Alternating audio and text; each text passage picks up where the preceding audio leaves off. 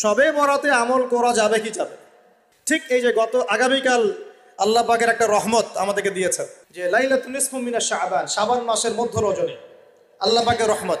এই বিষয়টাকে নিয়েও বাংলাদেশে আমি দেখলাম, এটা নিয়ে আমি লেকচার দিতে চাই নাই, কারণ এগুলো আমি আসলে খুব একটা মাহফিলেও বলি না, এটা আমার ট্র্যাকও না। আমি অন্য বিষয়গুলো নিয়ে বেশি কথা বলি, আপনারা জানেন এটা। আমাকে কখনো কি হাত বাঁধা নিয়ে ঝগড়া করতে দেখেছেন? আমার লেকচারে কখনো আমিন জোরে আসতে নিয়ে কথা বলতে দেখেছেন? আমি মনে করি উম্মার এই ফিতনাময় অবস্থায় এই বিষয়গুলো চেয়ে বেশি ইম্পর্টেন্ট আমাদের আকীদা ঠিক আছে কিনা, আমরা তাওহীদপন্থী কিনা, আমরা সুন্নাত ঠিক আছে কিনা, আমলে বেদাত ঢুকছে কিনা, আমরা হালাল খাই কিনা, সুদ থেকে দূরে থাকতে পারছি কিনা, সমসাময়িক এই বিশ্ব সম্পর্কে সচেতন কিনা, মুসলিম উম্মার বিরুদ্ধে যারা চক্রান্ত ষড়যন্ত্র করছে ওদের ব্যাপারে আমরা সচেতন কিনা, শেষ জামানাকে আমরা ডিল করতে পারবো কিনা। বড় বড় বিষয়গুলোকে ফোকাস না করে আমরা যখন ছোটখাটো বিষয় নিয়ে মারামারি করতে থাকি, আস্তে আস্তে আমাদের মধ্যে ঐক্য সংহতি নষ্ট হয়, দলে দলে উম্মা বিভক্ত হয়ে যায়। ঠিক এই যে এই ইস্যুটাকে নিয়েও কথা বলতে শেষে বাধ্য হচ্ছে, কারণ দেখলাম অনলাইন অফলাইনে দুইটা দল দুইটাই চরমপন্থী। একদল অতিরিক্ত বাড়াবাড়ি, একটা অতিরিক্ত ছাড়াছাড়ি। বাড়াবাড়ি আর ছাড়াছাড়ি, একটা অতিরিক্ত বাড়াবাড়ি, সে একদম শবে বরাতকে মনে হয় লাইলাতুল কদরের উপরে নিয়ে যাচ্ছে আর কি। লাইলাতুল নিসফু মিনাশ শাবানকে কোনো কোনো ক্ষেত্রে বাড়াবাড়ি পন্থীরা একদম লাইলাতুল কদরের উপরে নিয়ে চলে যাচ্ছে। আর ছাড়াছাড়ি যারা, তারা বলছে এই রাত্রে কোনো কিছুই করা যাবে না। দুইটাই চরমপন্থী, বুঝতে পারছেন না মনে হয় কথা। একদল এটাকে নিয়ে এত বেশি বাড়াবাড়ি করছে যে এটাকে একদম লাইলাতুল কদরের উপরে নিয়ে চলে যাচ্ছে। আরেক দল দেখা যাচ্ছে এটাকে এমনভাবে পরিত্যাগ করছে না, এইতে কিছুই করা যাবে না, একদম কোনো ফজিলতি নাই। এখন আসলে মধ্যমপন্থা কি, মাঝখানে আমরা কি করব? তাহলে জানার দরকার আছে কি নাই? অনেক হাদিসের অনেক আলোচনা, প্রায় 40-50 পৃষ্ঠার বই, সব আলোচনা তো মাহফিলে করা সম্ভব না। আমি সারমর্মটুকু বলি। সারমর্ম কি? হাদিসের শবে বরাত নামে কোনো শব্দ নাই, এক নাম্বার কথা। কি নাই ভাই? শবে বরাত নামে কোনো শব্দ নেই। আছে লাইলাতুন নিসফু মিনাশ শাবান, শাবান মাসের মধ্য রজনী। শাবান মাসের মধ্য রজনী। শাবান মাস কি? উত্তর, নবী সাল্লাল্লাহু আলাইহি ওয়াসাল্লাম রমজান মাসের পর যে মাসে রোজা রাখতে বেশি গুরুত্ব দিয়েছেন তার নাম শাবান। আমার সাথে বলেন, শাবান মাস কি? নবী সাল্লাল্লাহু আলাইহি ওয়াসাল্লাম রমজানের পরে যে মাসে রোজা রাখতে খুব বেশি গুরুত্ব দিয়েছেন তার নাম শাবান। আয়েশা রাদিয়াল্লাহু আনহা তিনি বলতেন যে শাবান মাস আসলে নবী সাল্লাল্লাহু আলাইহি ওয়াসাল্লাম এত বেশি বেশি রোজা রাখতেন যে মনে হতো তিনি রোজা ছাড়বেনই না, সারা মাস রেখে ফেলবেন। বেশি থেকে বেশি রোজা রাখতেন শাবান মাসে। প্রশ্ন হচ্ছে কেন? উত্তর, এমনিতে এই মাসটা বরকতময় এবং এই মাসে আল্লাহ পাক তার রহমতে বিপুল সংখ্যক মানুষকে জাহান্নাম থেকে মুক্তি দান করেন। সুবহানাল্লাহ। নবী সাল্লাল্লাহু আলাইহি ওয়াসাল্লাম এই মাসকে তাজিম করতেন। এই মাসের সম্মানার্থে, এই মাসে আল্লাহর রহমত বরকতের স্বার্থে নবী করিম সাল্লাল্লাহু আলাইহি ওয়াসাল্লাম এই মাসে বেশি বেশি রোজা রেখেছেন। সুন্নত কি শিখলাম? শাবান মাসে বেশি বেশি রোজা রাখা সুন্নত। একটা কি পেলাম ভাই? শাবান মাসে বেশি বেশি রোজা রাখা সুন্নত। আপনি যদি মুকিম হন, শরীর সুস্থ থাকে, মুসাফির না, আপনার সুস্থতা আছে, সব ঠিক আছে, আপনি চেষ্টা করবেন এই মাসে বেশি বেশি রোজা রাখার। পারা যাবে ইনশাল্লাহ। এটা নবীর সুন্নত হবে। আরেকটা হাদিস মাথায় নিয়ে নেন, আজকে সারা ওয়াজ ভুলে গেলে এই ওয়াজটা ভুলেন না। কি হাদিস? নবীজি বলছেন, তোমাদের সামনে, হে আমার সাহাবীরা, তোমাদের সামনে এমন একটা যুগ আসছে, ওই যুগে আমার সুন্নতকে ধরে রাখাটা হাতের মধ্যে আগুন ধরে রাখার মতো হবে। আমি অনেকদিন এই লেকচারে এই হাদিসটা বলেছি। তোমাদের সামনে এমন একটা কঠিন যুগ আসছে, জামানা সবরিন, সবরের যুগ, কঠিন যুগ। ওই যুগে ঈমান ধরে রাখা, মানে আমার সুন্নতের উপর থাকা, হাতে আগুন ধরে রাখার মতো হবে।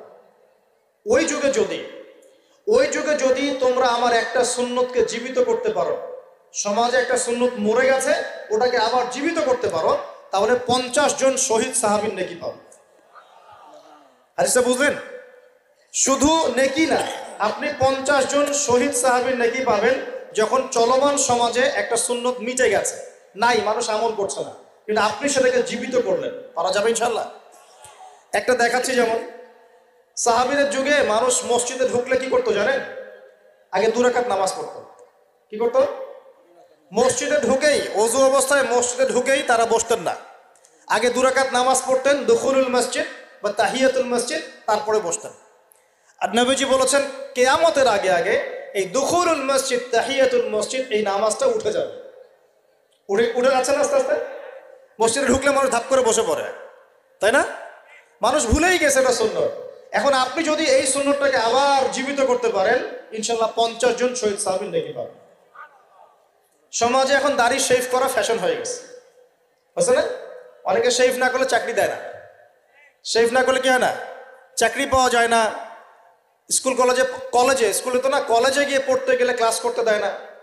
দাঁড়িয়ে আছে, যাও শেভ করে আসো, তাই বলে। এখন সমাজ চলছে উল্টা। এখন যদি আপনি নবীর সুন্নতকে আবার জীবিত করতে পারেন, 50 জন শহীদ সাহাবীর নেকি পাবেন ইনশাআল্লাহ। রাতে ঘুমানোর সময় একটা সুন্নত আছে, 33 বার সুবহানাল্লাহ, 33 বার আলহামদুলিল্লাহ, 34 বার কি আল্লাহু আকবার। বহু মানুষই পড়ে না। আপনি যদি পড়তে পারেন, ইনশাআল্লাহ আল্লাহ পাক আপনাকে নেকি দিবেন। সমাজের বহু মানুষ চুল একদম এখন মেসি রোনাল্ডো কাট, তাই না? মেসি কাট আর রোনাল্ডো কাট। আর আমি সিলেট অঞ্চলে দেখে আসছি একদম লন্ডন কাট, 2 পাশ ছিলে মাঝখানে চুল। লন্ডন থেকে শিখে আসছে।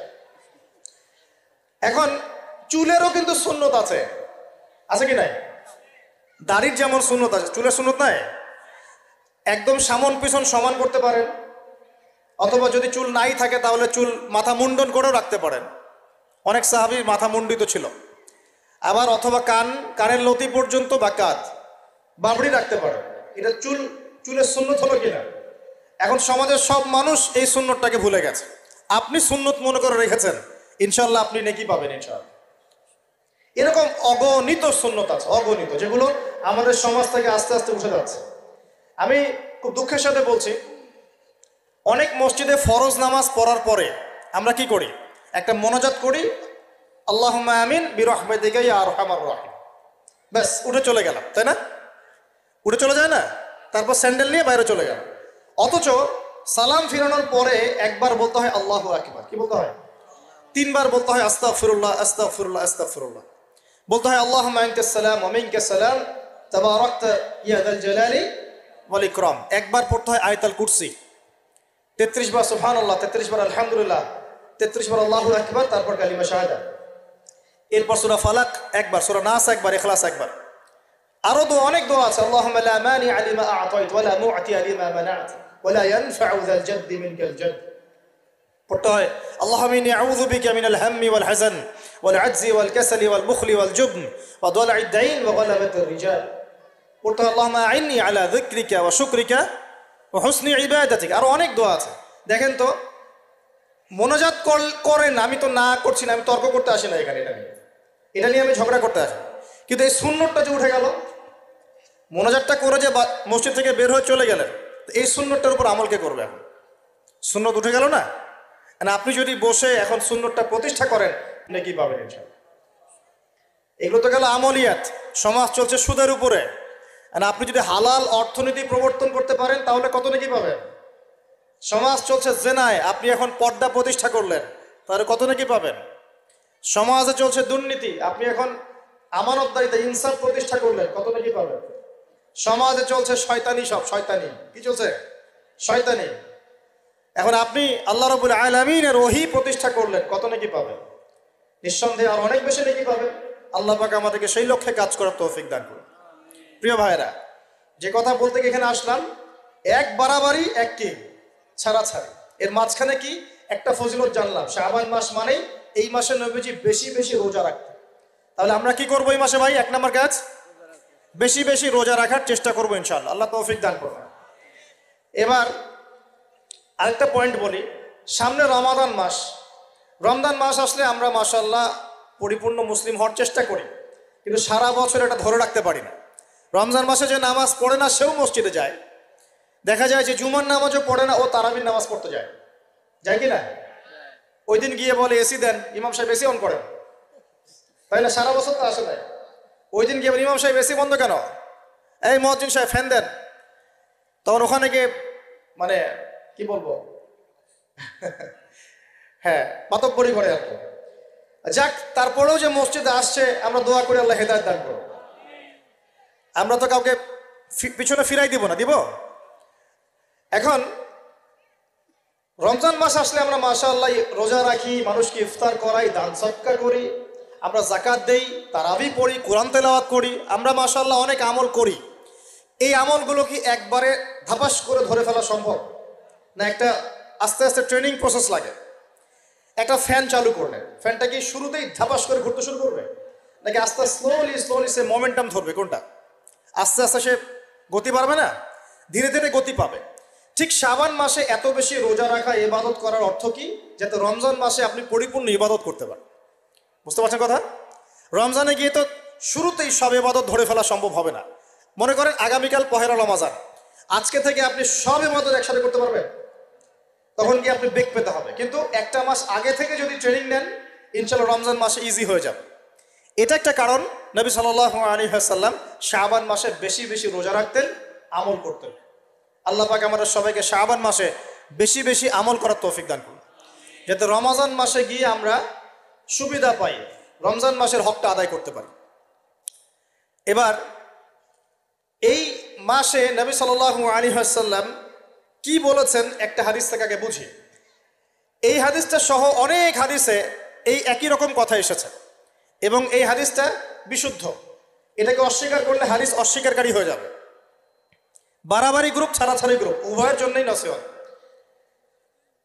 নবী সাল্লাল্লাহু আলাইহি ওয়াসাল্লাম বলেছেন, ইন্নাল্লাহ তাআলা, নিশ্চয় আল্লাহ রাব্বুল আলামিন, লা ইয়াত্তালিউ ফি লাইলাতিন নিসফি মিন শাবান, শাবান মাসের মধ্য রজনীতে আল্লাহ রাব্বুল আলামিন তার রহমতের দৃষ্টি প্রশস্ত করেন। সুবহানাল্লাহ। আল্লাহ পাক শবে বরাত মানে আমরা যেটা বুঝি প্রচলিত অর্থে, লাইলাতুন নিসফি মিন শাবান, শাবান মাসের মধ্য রজনী, যে 15 শাবানের এই যে রজনী, এই রাতে আল্লাহ রাব্বুল আলামিন তার সৃষ্টির দিকে তার রহমতের দৃষ্টিটা প্রশস্ত করে দেখেন, প্রশস্ত করেন। এবং ওয়াগফিরু লিজামিই খালকিহি, আল্লাহ পাক তার সমস্ত সৃষ্টিকে মাফ করে দেন। আল্লাহ পাক কি করেন? তার সমস্ত সৃষ্টিকে কি করেন? মাফ করে দেন। কথাটা ভালো করে বোঝেন। আল্লাহ পাক তার সমস্ত সৃষ্টিকে মাফ করে দেন, ইল্লা, তাদেরকে ব্যতীত। এক, ইল্লা লিমুশরিকিন, এক নাম্বার যে ব্যক্তি মুশরিক, যে শিরক করে আল্লাহর সাথে, যে আল্লাহর সাথে শিরক করে। আর দুই, মুশাহিনিন, যে ব্যক্তি অন্তরে মানুষের সাথে বিদ্বেষ পোষণ করে, হিংসা বিদ্বেষ মনে আছে এরকম ব্যক্তি, এবং মনের মধ্যে শিরক আছে, শিরকি আকীদা, মুশরিক, এই দুই শ্রেণীর মানুষ ছাড়া আল্লাহ পাক সমস্ত মানুষকে মাফ করে দেবেন। সুবহানাল্লাহ। তাহলে এই রাতের ফজিলত প্রমাণ হলো কিনা? রাতের ফজিলতটা প্রমাণ হলো কিনা? আচ্ছা, এখন এর ব্যাকআপ আরো অনেকগুলো হাদিস আছে। ওই সবগুলো হাদিসকে একত্রিত করলে এমনই কনক্লুশন আসে। এছাড়াও আরো কিছু দুর্বল হাদিস আছে, এগুলো দুর্বল, সনদগতভাবে অন্যান্যভাবে দুর্বল। ওখানে আরো কিছু পয়েন্ট পাওয়া যায় যে আর কাকে কাকে আল্লাহ পাক মাফ করেন না। সবাইকে তো মাফ করেন, আর কাকে কাকে করেন না। এই হাদিসে দুটো পেয়েছি, এটা একদম অকাট্য। এটা হলো মুশরিক, আল্লাহ পাক মাফ করেন না। দুই, যে অন্তরে হিংসা বিদ্বেষ পোষণ করে, হিংসা বিদ্বেষ আছে, এদেরকে আল্লাহ মাফ করেন না। আরো কিছু দুর্বল বর্ণনা থেকে পাওয়া যায়, এটা দুর্বল বর্ণনা, কিন্তু জেনে রাখতে তো সমস্যা নাই। সমস্যা আছে? আর পাপ তো পাপি, দুর্বল হাদিসে আসুক আর কঠিন হাদিসে আসুক, পাপ তো পাপি নাকি? পাপ ছাড়তে কোনো সমস্যা আছে? তো তৃতীয় এক শ্রেণীর নাম পাওয়া যায়, যারা হচ্ছে আত্মহননকারী, নিজেরা নিজেদেরকে আত্মহত্যা করেছে, এদেরকে আল্লাহ মাফ করেন। আত্মহনন বোঝেন কিনা? আত্মহত্যা যারা করে, আত্মহনন, এটা একটা শ্রেণী পাওয়া যায়। 4 নম্বর একটা পাওয়া যায় আত্মীয়তার সম্পর্ক ছিন্নকারী, আত্মীয়তার সম্পর্ক ছিন্নকারী। 5 নম্বর একটা পাওয়া যায়, সেটা হলো মাদক দ্রব্য সেবনকারী। মাদক দ্রব্য সেবনকারী, যুবকরা খুব ভালো করে শোনা এগুলো। মাদক দ্রব্য সেবনকারী আল্লাহ সবাইকে মাফ করেন, মাফ করছেন না। আরেকটা পাওয়া যায়, সেটা হলো যারা জেনার পাপে লিপ্ত আছে। কিসের পাপে ভাই? জেনার পাপ। এরকম আর কিছু ব্যাকআপ পাওয়া যায়, কিন্তু এগুলোর বর্ণনা দুর্বল। বর্ণনা কি? দুর্বল। কিন্তু পাপ তো পাপই নাকি? এই পাপগুলো তো পাপ, এই পাপগুলো করলে কি আল্লাহ খুশি হন? অকাট্য সহি থেকে পাওয়া যায় এই দুইটা, মুশরিক এবং মুশাহিদ, যারা শিরক করে, অন্তরে বিদ্বেষ পোষণ করে, আল্লাহ পাক এদেরকে মাফ করেন। এখন আগে জানি শিরিক থেকে কিভাবে বাঁচবো, শিরিক কি এবং কেন, তারপরে জানবো হিংসা বিদ্বেষ, তারপরে আমরা যাব এই রাত্রে আমরা কি করতে পারি। মনে রাখবেন, আমল করতে হবে তিনটা বিষয় খেয়াল রেখে। কয়টা বিষয় ভাই? আমল করতে হবে তিনটা বিষয় খেয়াল রেখে। এক, আমল করতে হবে একমাত্র আল্লাহ পাকের সন্তুষ্টির জন্য। এক নম্বর কি বলেন? এক আল্লাহর সন্তুষ্টির জন্য, কারো সন্তুষ্টির জন্য না, কারো জন্য না, শুধু কার জন্য? দলিল হচ্ছে ইন্নাস সালাতি ওয়া নুসুকি ওয়া মাহইয়ায়া ওয়া মামাতি লিল্লাহি রাব্বিল আলামিন ফাসাল্লি লিরাব্বিকা ওয়ানহার। দুই, আমল হতে হবে একমাত্র নবী সাল্লাল্লাহু আলাইহি ওয়াসাল্লামের সুন্নাত মোতাবেক। কার সুন্নাত মোতাবেক? নবী এবং সাহাবীদের সুন্নতের সাথে মেলে না সেই আমল করা যাবে না। নবী এবং সাহাবীদের সুন্নতের সাথে মেলে না সেই আমল করা যাবে না। তিন নাম্বার, আমলটা যত সুন্দরী মনে হোক, আমলটা যত সুন্দরী মনে হোক আর যত মানুষই করুক, যত মজাদার মনে হোক না কেন, নবী করেন নাই, সাহাবীদের থেকে প্রমাণ নাই, আমল করব না। করলে বেদাত হয়ে যাবে। কি হবে? বেদাত হয়ে যাবে। আর তিন নাম্বার হচ্ছে, আমলগুলো করার আগে অবশ্যই আপনার রিজিকটাকে হালাল করতে হবে। কি করতে হবে ভাই? ব্যাস, এই তিনটা শর্ত পূরণ করে আমল করলে ইনশাআল্লাহ তাআলা আমরা জান্নাতে যাবো ইনশাআল্লাহ। আমরা আশাবাদী আল্লাহ পাক আমাদেরকে জান্নাত দিবেন ইনশাআল্লাহ। আল্লাহ পাক এক রাতে রহম করে সমস্ত মাখলুক সৃষ্টিকে মাফ করে দিচ্ছেন, শুধু শিরক এবং হিংসা বিদ্বেষ পোষণকারীকে মাফ করছেন না। বুঝতে হবে এই পাপ দুটো কত